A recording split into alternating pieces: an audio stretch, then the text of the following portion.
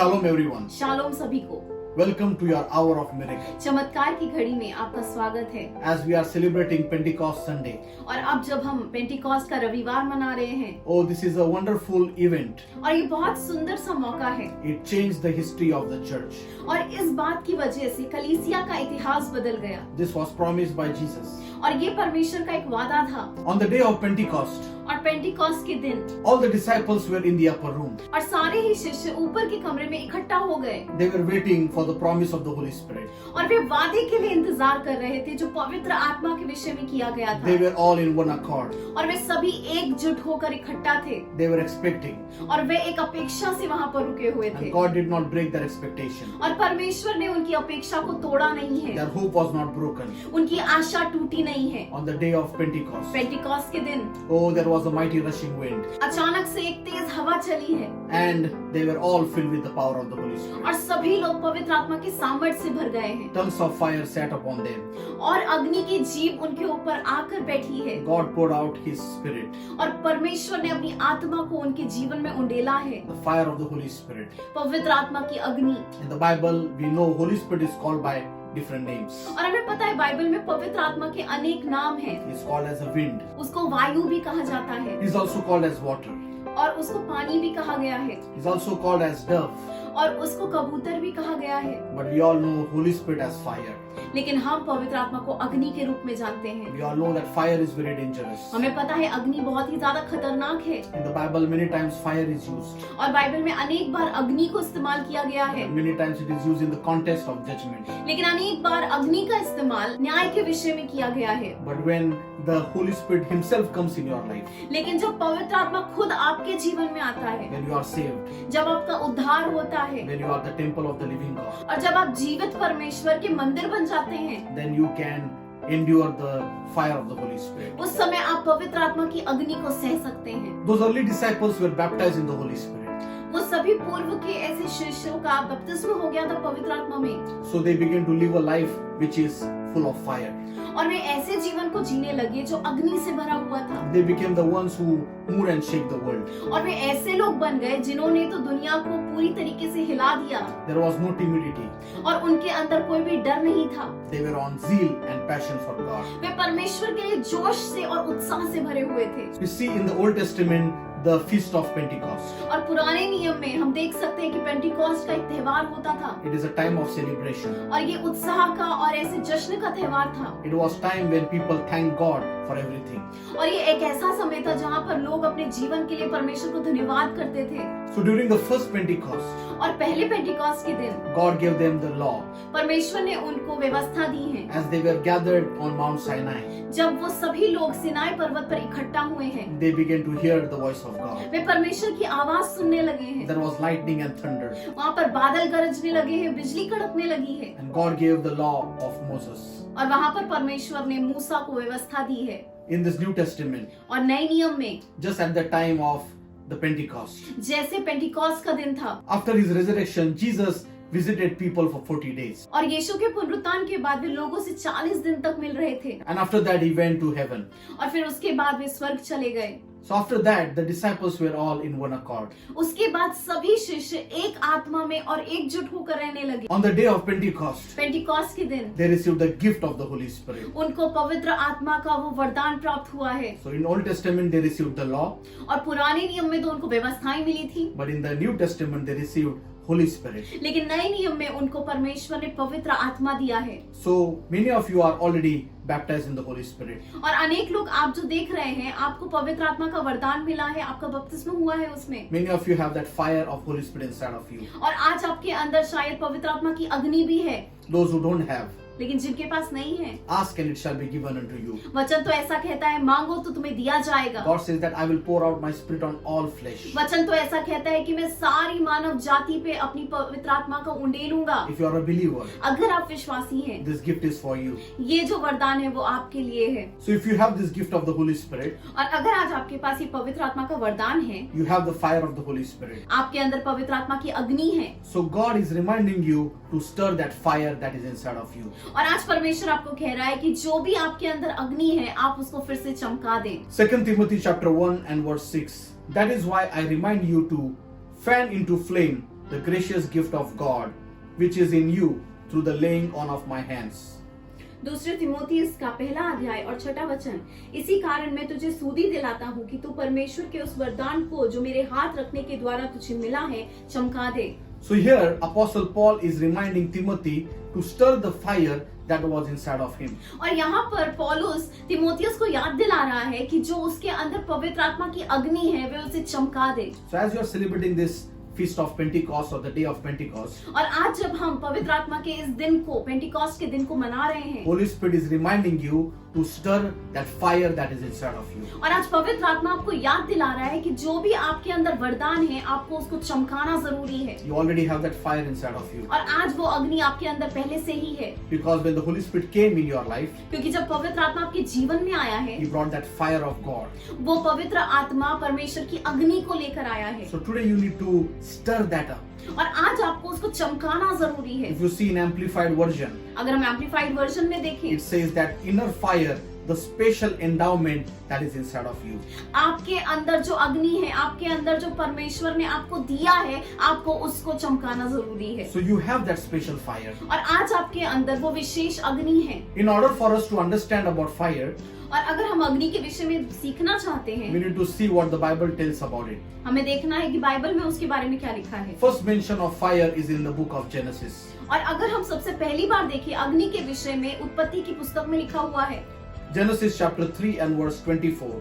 He drove the man out, and at the east of the Garden of Eden, he placed the cherubim and a flaming sword which turned in every direction to guard the way to the tree of life. उत्पत्ति का 3 अध्याय और 24 वचन, इसलिए आदम को उसने निकाल दिया और जीवन के वृक्ष के मार्ग का पहरा देने के लिए अदन की वाटिका के पूर्व और करूबों को और चारों ओर घूमने वाली ज्वाला में तलवार को भी नियुक्त कर दिया। So here we see after Adam and Eve sinned, और हम देख सकते हैं यहाँ पर आदम और हवा के पाप करने के बाद God put them out of the Garden of Eden. परमेश्वर ने उनको ईदन बाग से बाहर निकाल दिया, God placed a cherubim और परमेश्वर ने वहाँ पर करूबों को नियुक्त किया है, which had a flaming sword of fire.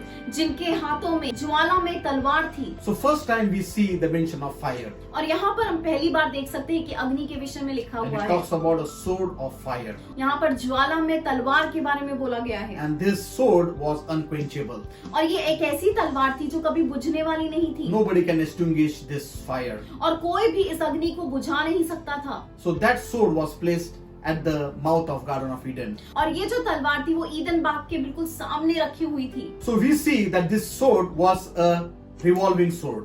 और हम देख सकते हैं ये जो तलवार थी ये घूमने वाली तलवार थी। So we see where there is fire, there is an action. और हम देख सकते हैं जहाँ पर भी अग्नि है वहाँ पर कृति है। So if you have that fire of God inside of you, और अगर आज आपके अंदर वो पवित्र आत्मा की अग्नि है, there should be an action. आपके जीवन से कुछ कृति होनी And चाहिए। that's why Paul is telling Timothy that stir that fire that is inside of you. और इसके लिए पौलुस तिमोथियस को याद दिला रहा है कि तुम्हारे अंदर जो भी अग्नि है, जो वरदान है, उसको चमका दो।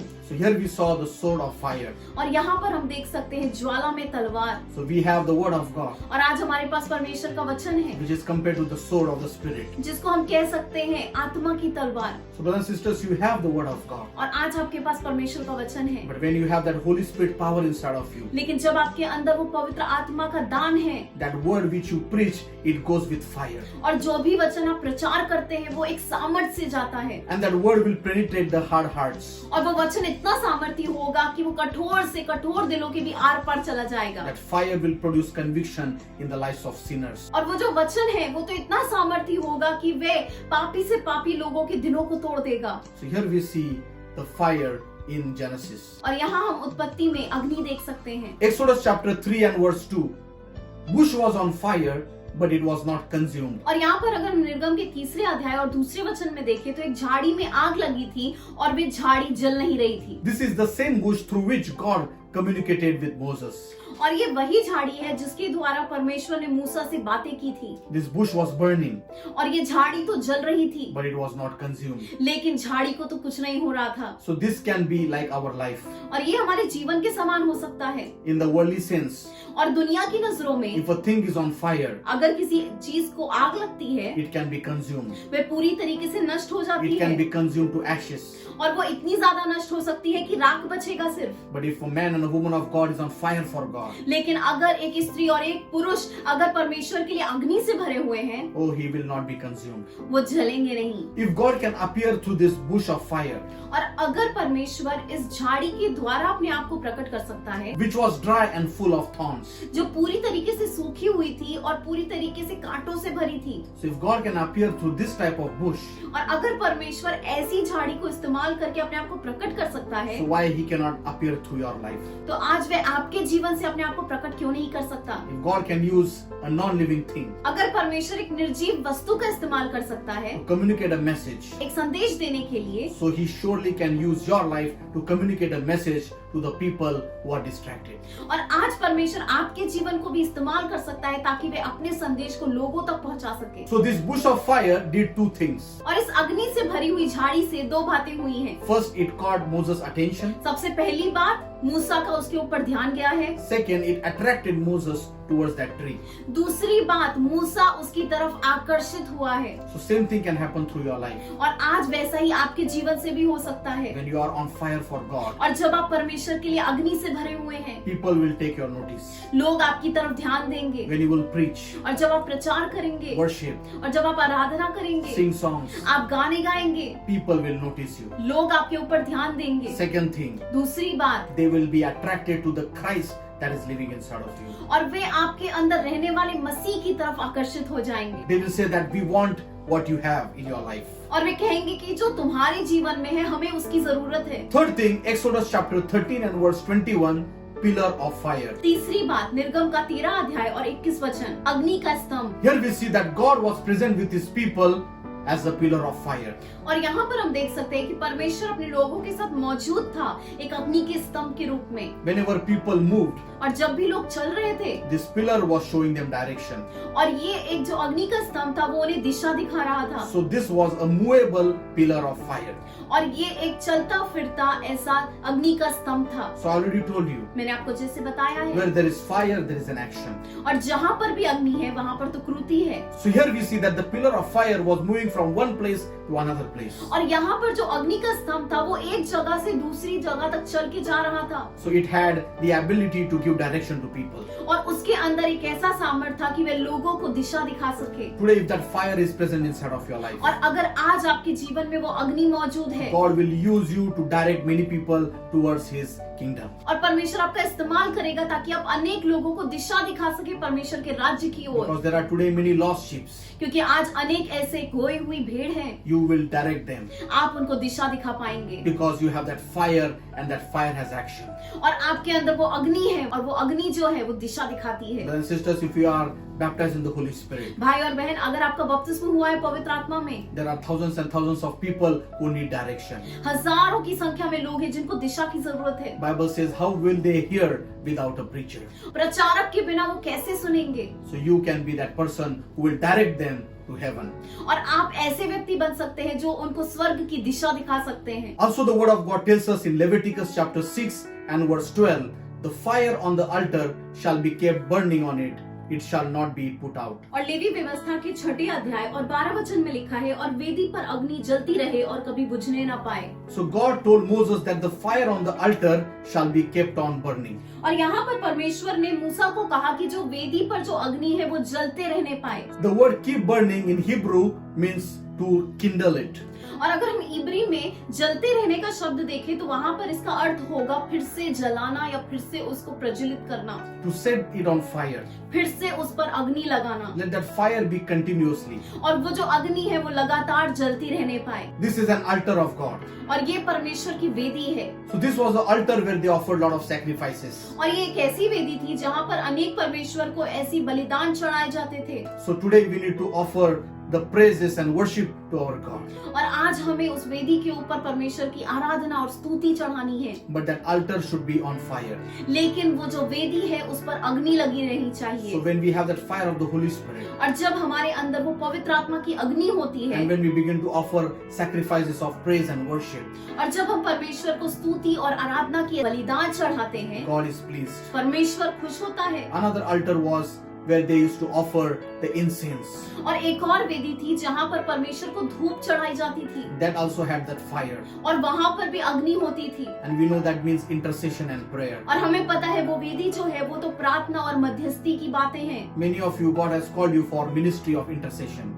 और परमेश्वर ने अनेक लोगों को ऐसे मध्यस्थी की सेवा के लिए बुलाया है। If you don't have any ministry in your church, अगर आपको आपकी चर्च में कोई भी सेवकाई नहीं है, you can pray for people. आप लोगों के लिए प्रार्थना कर सकते हैं। Ministry of intercession is very powerful. मध्यस्थी की सेवकाई बहुत ही ज्यादा सामर्थी है। God says that I'm looking for an intercessor who will stand in the gap. मैं ऐसे मध्यस्थों को ढूंढ रहा हूँ जो अंतर में खड़े होंगे। So brothers and sisters, when you have that fire of the Holy Spirit, और भाई और बहन, जब आपके अंदर वो पवित्र आत्मा की अग्नि होती है, you can pray with passion and you can pray with zeal for many people. उस समय आप लोगों के लिए जोश से, एक उत्साह से प्रार्थना कर सकते हैं। So let that fire be continually burning in your life. और आज वो पवित्र आत्मा की अग्नि आपके अंदर लगातार जलने पाए। Keep that fire burning. और आज वे अग्नि लगातार जलने पाए। So as we saw, that Hebrew word means to keep it burning. और अगर हम इब्रियोस का शब्द देखें तो वहाँ पर उसका मतलब होगा कि उसको लगातार जलते देना। So that is the same concept that Paul is using to convey his message to Timothy. और यहाँ पर पौलुस वही संदेश देना चाहता है तिमोथियुस को। Why should we keep the fire burning? हमें क्यों इस अग्नि को जलते रहने देना है? Because this fire is started by God himself. क्योंकि ये जो अग्नि है तो वो तो परमेश्वर के द्वारा खुद ही शुरू की गई है। When God starts something, और जब परमेश्वर कुछ शुरू करता है, it is your and my responsibility to keep it going. और ये आपकी और मेरी जिम्मेदारी है कि हम उसको जारी रहने दें। Sadly today many people have lost that fire. और आज बहुत ही ज्यादा दुख की बात है कि लोगों ने उस अग्नि को गवा दिया है। Oh, God told them again and again परमेश्वर ने उनको बार बार कहा है, through a dream, एक सपने के through a द्वारा prophetic voice, और एक ऐसी भविष्यवाणी की आवाज के द्वारा, through many sermons, अनेक ऐसे प्रचारों के द्वारा, but people neglected that warning. लेकिन लोगों ने उस चेतावनी को नजरअंदाज किया है। But today, brothers and sisters, you can set yourself on fire for God. लेकिन आज आप अपने आप को उस अग्नि से फिर से प्रज्वलित कर सकते हैं। All you have to do is stir that fire. आज सिर्फ आपको उसको चमकाने की जरूरत है। Oh, you need to put those embers up and down. और आज आपको कुछ चीजों को हिलाने की जरूरत है। You need to stir it. आज आपको अपने आप को चमकाना है। What God has started, let's take it further. और जो परमेश्वर ने शुरू किया है, आइए हम उसको आगे लेकर जाएं। How can you receive that fire of God? और आज वे पवित्र आत्मा की अग्नि आप कैसे पा सकते हैं? One of the reason is you need to be hungry and thirsty for God. सबसे पहली बात, आपको परमेश्वर के लिए भूखा और प्यासा होना चाहिए। There is one story told about one young man who went to his teacher. और एक जवान लड़के की कहानी बताई जाती है जो अपने गुरु के पास गया है। He said, I want to find God. और फिर कहता है कि मुझे परमेश्वर को ढूंढना है। And he asked him, और उससे पूछता है, how can I truly find God? मैं कैसे सच्ची तरीके से परमेश्वर को ढूंढ सकता हूँ? I have searched him everywhere. मैंने उसे हर जगह ढूंढ लिया। So the master or teacher tells him to follow him. और उसका जो गुरु होता है वो उसे कहता है, मेरे पीछे पीछे आओ। They go to a river. वे एक नदी के पास जाते हैं। The master tells his student, और ये गुरु इस शिष्य को कहता है, go in the water. पानी में जाओ। And the master follows him. और उसका जो गुरु होता है वो उसके पीछे जाता है। Then the master tells him to immerse himself in that water. और गुरु कहता है, अपने आप को पानी में पूरी तरीके से डुबा लो। So boy does according to his master's command. और शिष्य वही करता है जो गुरु कहता है। After some time, कुछ समय के बाद the master puts his hand on his head और ये गुरु शिष्य के ऊपर अपने हाथ रखता है and he tries to immerse him more in the water. और वे उसे और भी ज्यादा पानी में डुबाने की कोशिश करता है। The student was very confused और ये शिष्य बहुत ही ज्यादा उलझन में पड़ जाता है because he was breathless. क्योंकि वो सांस नहीं ले पा रहा। He started to move his hands and his feet वे अपने हाथों को, पैरों को हिलाने की कोशिश करता है because he respected his master. क्योंकि वे अपने गुरु की इज्जत करता था। He kept himself underwater. वे पानी के अंदर ही रहता है। But after some time, लेकिन कुछ समय के बाद he cannot take it anymore. अभी वे सह नहीं सकता He's about to faint. और अभी तो वो बेहोश होने वाला He's है। about to pass away. अभी तो शायद वो मर जाने वाला है। With all his strength, और उसके अंदर जितनी भी ताकत रहती he है gets up. वे उठ जाता है। After 2-3 minutes, और 2-3 मिनट के बाद the master tells him उसका गुरु उसे कहता है, how important that breath was for you. और तुम्हारे लिए वो सांस लेना कितना महत्वपूर्ण था। When you desire God as truly as you desire to breathe the air you just breathe, you will find God. और तुम जितना ज्यादा इच्छा रख रहे थे उस परिस्थिति में सांस लेने के लिए, उसी तरीके से परमेश्वर को ढूंढने की इच्छा रखो। Thirst is very important. प्यास बहुत ज्यादा महत्वपूर्ण है। That's why Jesus said, इसके लिए यीशु ने कहा, those who are hungry and thirsty for the kingdom of God, और जो भी लोग परमेश्वर के राज्य के लिए भूखे और प्यासे हैं, they will be filled. उन सभी लोगों को तृप्त किया जाएगा। So if you want that fire of God, और अगर आज आपको वो परमेश्वर की अग्नि चाहिए, if you want the gifts of the Holy Spirit, अगर आज आपको वो पवित्र आत्मा के वरदान चाहिए, you need to be hungry for God. आज आपको परमेश्वर के लिए भूखा होना You need जरूरी to be है desperate for God. और आज आपको उसके लिए व्याकुल होना जरूरी है। Psalms chapter 42 and verse 1 says, "As the deer pants for the water, so my soul longs for you."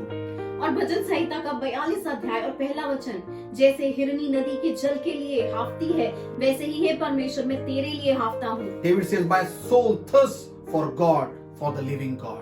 और यहाँ पर दाऊद कहता है कि मेरा जो जीव है, मेरी जो आत्मा है, तो परमेश्वर के लिए प्यासी है। Since David was thirsty for God, और जैसे दाऊद जो था वो परमेश्वर के लिए प्यासा था, God filled him with the Holy Spirit. परमेश्वर ने उसे पवित्र आत्मा से भरा है। God filled him with the fire of the Holy Spirit. परमेश्वर ने उसे पवित्र आत्मा की अग्नि से भरा है। And as I told you, where there is fire, there is an action. और मैंने जैसे आपको बताया है, जहाँ पर अग्नि होती है वहाँ पर कृति होती है। God used David mightily to write Psalms. और परमेश्वर ने दाऊद को महान तरीके से इस्तेमाल किया है। For thousands of years, we are singing those Psalms. और आज भी जो भजन संहिता उसने लिखी है, आज भी हम उन भजनों का आनंद ले रहे हैं, उन्हें गा रहे हैं। People are getting saved. और लोगों का उससे उद्धार हो रहा People है are finding comfort. और लोगों को आराम मिल रहा है They are getting blessings. और लोगों को उन भजनों के द्वारा आशीर्वाद मिल रहा है। Where there is fire, there is an action. और जहाँ पर भी अग्नि होती है वहाँ पर एक कृति होती है। So get thirsty for God. और आज परमेश्वर के लिए प्यासे हो जाइए। When you are thirsty for God, और जब आप परमेश्वर के लिए प्यासे होते हैं God will fill that thirst.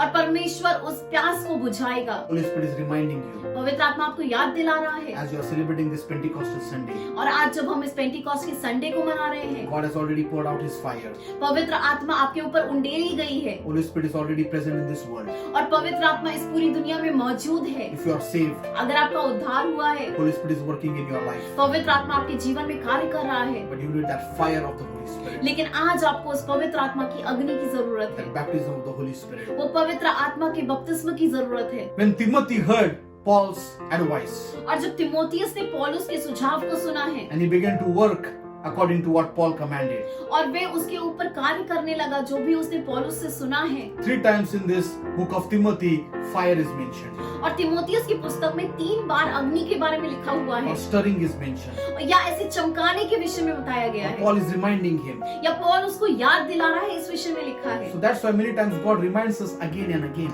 इसके लिए परमेश्वर अनेक बार हमें याद दिलाता है, बार बार। Finally, when Timothy stirred that fire inside of him, और जब अंत में तिमोथियस ने अपने अंदर उस वरदानों को चमकाया है, he started to operate in the gifts of the Holy Spirit. वे पवित्र आत्मा के वरदानों के द्वारा कृति करने लगा है। God began to use him mightily. परमेश्वर ने उसे महान तरीके से इस्तेमाल किया है His church of Ephesus, और उसका इफिस का जो कलीसिया थी it became a blessed church. और वे एक आशीर्वादित कलीसिया बन गई Thousands है। of people were added in that church. हजारों लोगों की संख्या में लोग जुड़ गए हैं। As we have seen, the feast of Pentecost is a Thanksgiving.